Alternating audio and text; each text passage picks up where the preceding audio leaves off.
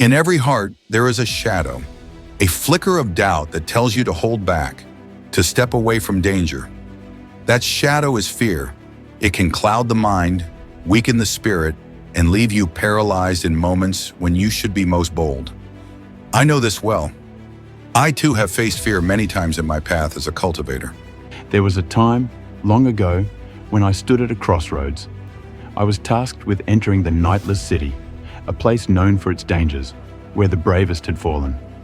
Fear whispered in my ear, "Turn back, this is not your fight."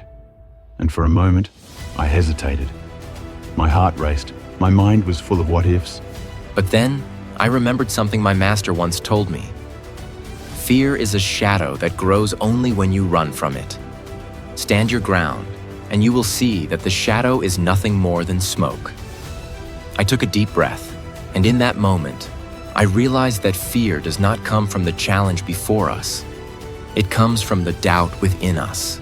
When you face fear, do not shrink from it. Instead, step into it. Like the river that cuts through the hardest stone, your courage can carve a path through even the most terrifying obstacles. But how, you may ask, do you summon courage when fear is all you feel? Let me tell you how I learned. My first lesson in courage came during my early training. I was young and eager to prove myself, but fear held me back. Fear of failure, fear of being less than what I was expected to be. One day, my master gave me a simple task, to spar with the senior disciples, one by one. I could feel my hands tremble as I stood before them, my mind filled with thoughts of defeat. In that moment, I chose to focus on the present, on the single step before me, rather than the entire path.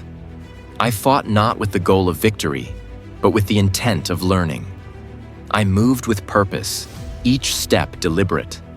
And though I fell many times, each fall taught me something invaluable, that fear loses its power when you embrace it. Fear is not your enemy, it is your teacher.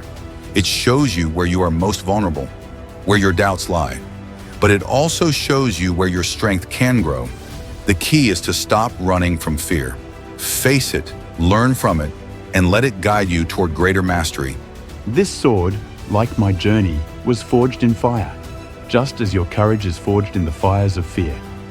Each time you face your fear, you temper your spirit, making it sharper, more resilient.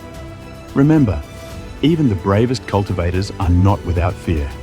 What makes them strong is their willingness to face it.